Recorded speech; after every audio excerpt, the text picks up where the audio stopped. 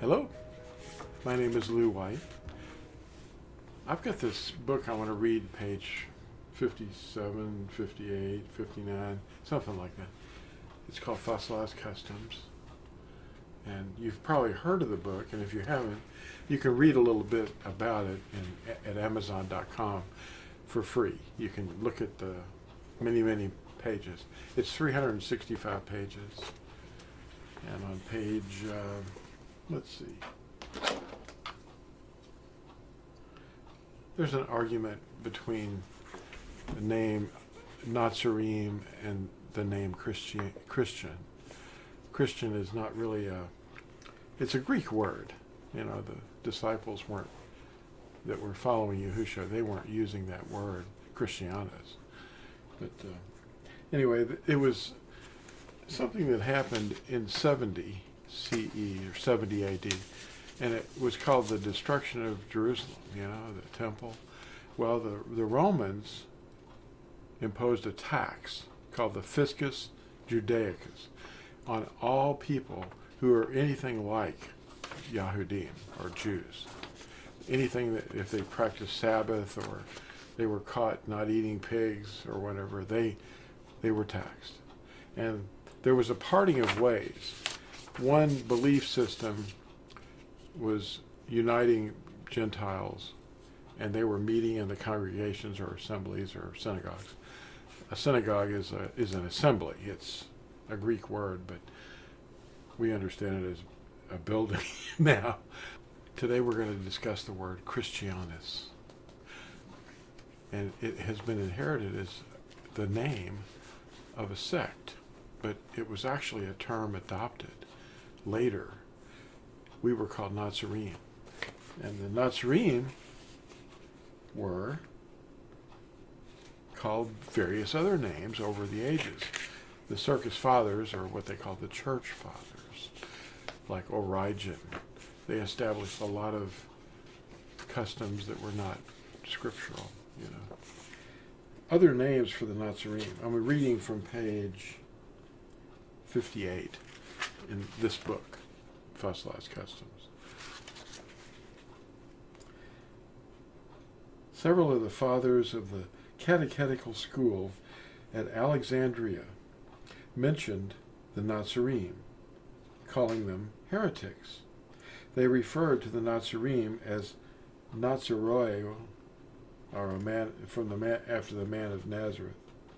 They also called them Ebionites, which meant poor ones, and Waldenses, or Waldensians, meaning the valley dwellers, the people who were hiding in the valleys from these very people, the Circus Fathers, because they were trying to kill them because they didn't recognize their authority.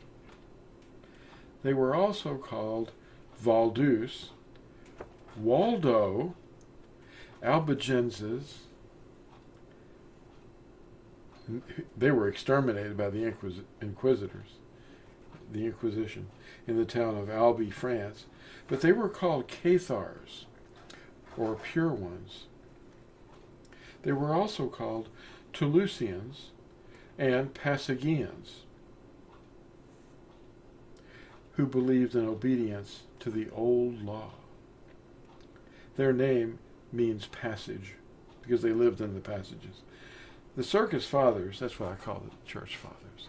The Circus Fathers wrote about their behavior.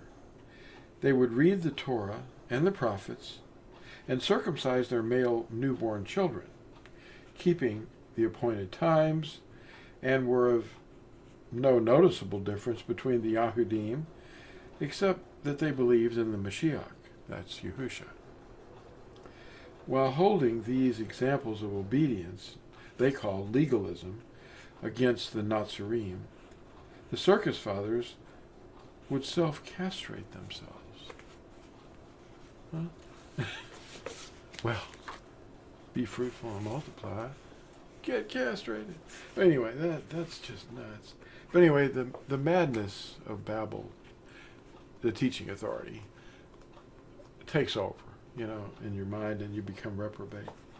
Origen, or Origin, I'll show you a picture of him here, and try to remember what you're seeing in this picture too. Some people in the background, laying kind of naked, and I think he's overseeing a little castration ceremony there. But anyway, here we go. Origen, who was a self-castrated headmaster. The fellows on the right of this picture are not sunbathing. Self-castration was a common practice at the didascalia, meaning teaching authority. It's a Greek word. They call it in Latin the magisterium. But it was also called the catechetical school at Alexandria. That's where Christianos, or Christianity as we know it, was first developed as we see it today, and its doctrinal authority. Natsarim is the Hebrew term for guardians or watchmen. The word also means branches. Ani hagafen, I am the vine. Ata ha-Natsarim, he named us. You are the Natsarim, the branches of his teachings, Yahusha's teachings. We're branches. We're the Natsarim. Natsarim were prophesied at Yirmiyahu 31:6 to rise on the hills of Ephraim. That's one of the tribes of Israel, the northern tribes, the ones that were, they were known by the name of the lead tribe, Ephraim. That was the first one above the house of Yehuda, and in the north, and they were scattered. The Assyrians attacked them repeatedly. They ran. Some of the people got on ships and fled before the ultimate extermination of the northern tribes, and others were carried off. Some over 14,000 were taken away. Others were skinned alive by the Assyrians. They weren't. They were doing things up there like, the building another temple and forbidding people to go to Yerushalim to worship. Okay.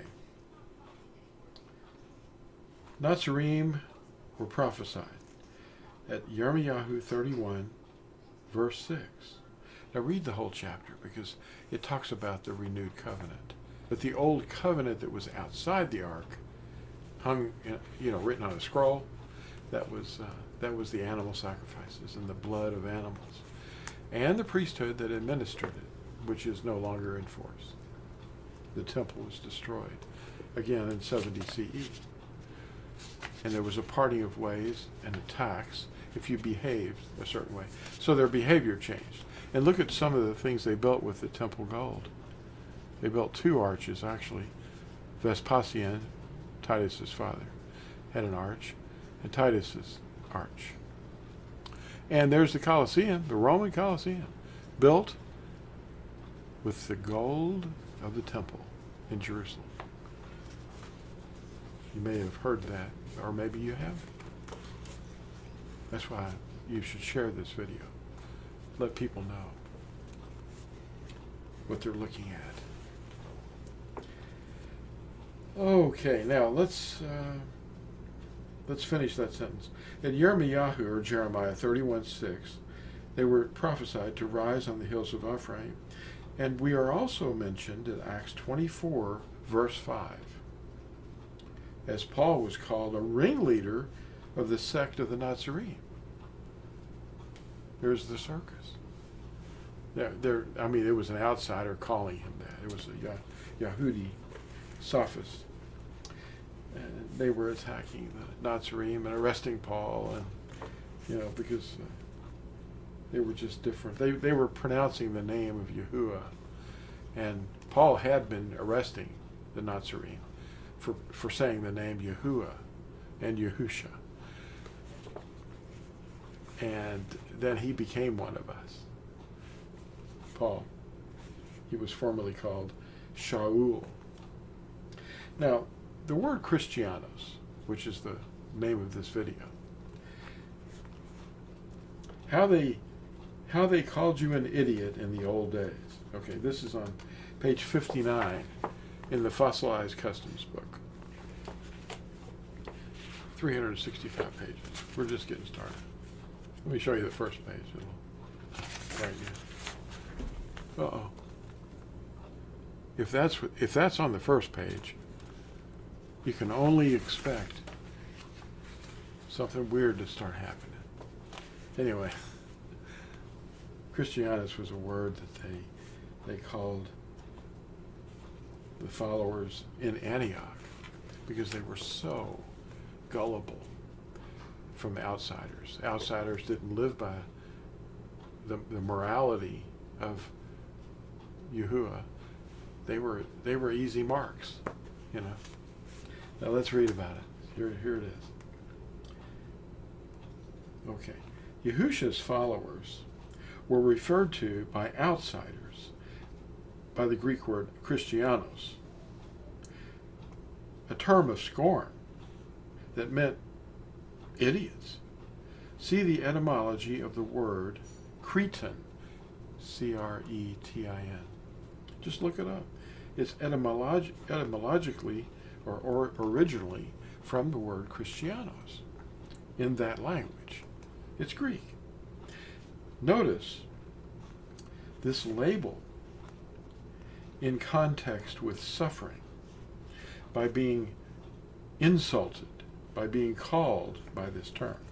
Now this is what Peter, or Kepha, says at 1 Peter 4, verses 15 and 16. For do not let any of you suffer as a murderer, or a thief, or a doer of evil, or as a meddler. But if one suffers or is insulted by being called a Christianos, let him not be ashamed, but let him esteem Elohim in this matter. It's a term of scorn. In the Greek, in the mouth of a Greek, and then over time it started to become adopted as people started calling themselves that. And that was helping them because the Romans would not recognize it as a term that, and that's why the Fiscus Judaicus was set up, the parting of ways. They started meeting in different places away from the Yahudim so that they wouldn't get taxed. And they started calling themselves Cretans or idiots in the Greek term, Christianos. So the Romans, they were always looking around for somebody to tax. So they just stopped doing it. And they used different Christograms and symbols for the Messiah. They changed his name and all that. Well, anyway, now let's continue on page 59, down at the bottom, okay? Now, Christianos was a shameful term. Natsarim are indwelled by the Spirit of Yahusha. They are the bride, the first fruits, the chosen ones, the wise managers, the higher calling, and they guard the commandments of Elohim and hold to the testimony of Yahusha. Revelation 12 and Revelation 14. Natsarim are all priests, or Kohanim. Our head is Yahusha, not a man.